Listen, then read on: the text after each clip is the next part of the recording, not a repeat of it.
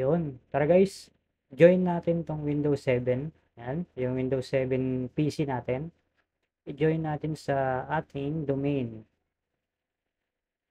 So, ito yung ating server. Ayan yung ating domain, hq.local.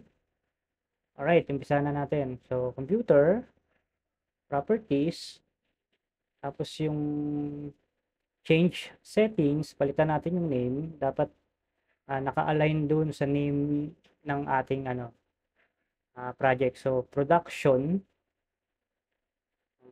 PC1 ang ilalagay natin dyan kasi soon magdadagdag tayo ng another PC, production PC. Tapos sa domain, syempre ilalagay natin yung domain ng ano natin, yung domain natin. Okay? So hq.lab. Tapos pag okay mo, manghihingi yan ng administrator account.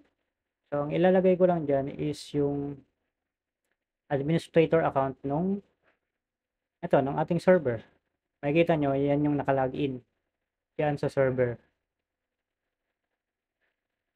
So, wait lang natin. Pakita ko sa inyo yun. Nakalagin yung administrator account. So, yun lang yung ilalagay ko dyan. Administrator, tapos yung password. Tapos, okay. Wait ko lang ng konting segundo. Magpa-prompt na yan na okay na. Yun, welcome. So, yan, work. Close mo lang. Tapos, welcome daw sa domain. Okay? Tapos, pag in-okay mo yan, close mo, manghihingi ng restart yan.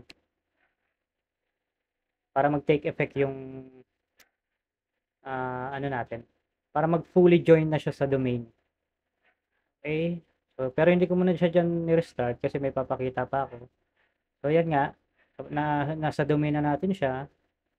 Tapos, i-open ko lang yung itong ano ba yan? DNS. DNS manager. Hindi. Mali. Dapat ang i-open ko dyan is yung Active Directory. Okay? So, Active Directory. Ayan, production PC. Makikita nyo yan dyan sa Active Directory. Mapupunta siya dyan.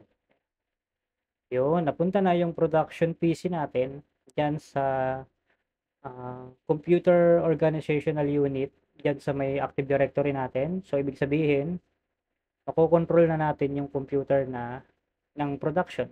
Pero, gumawa din ako dyan ng mga organizational unit para mas organized tayo.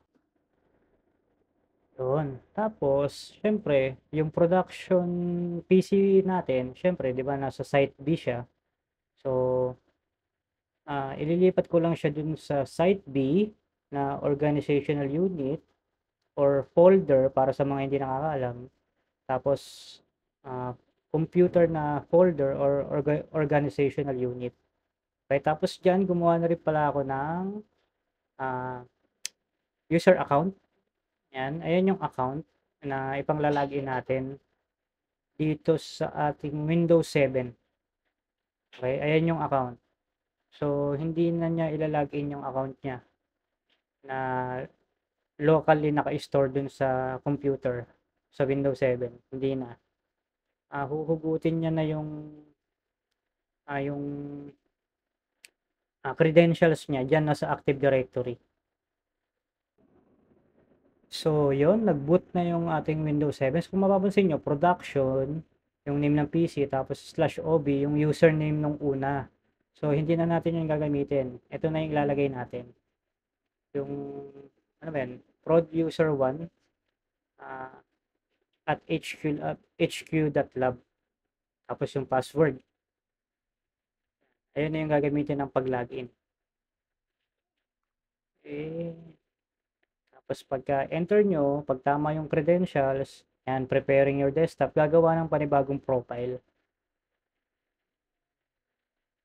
Gagawa ng panibagong profile dyan sa Windows 7. Okay.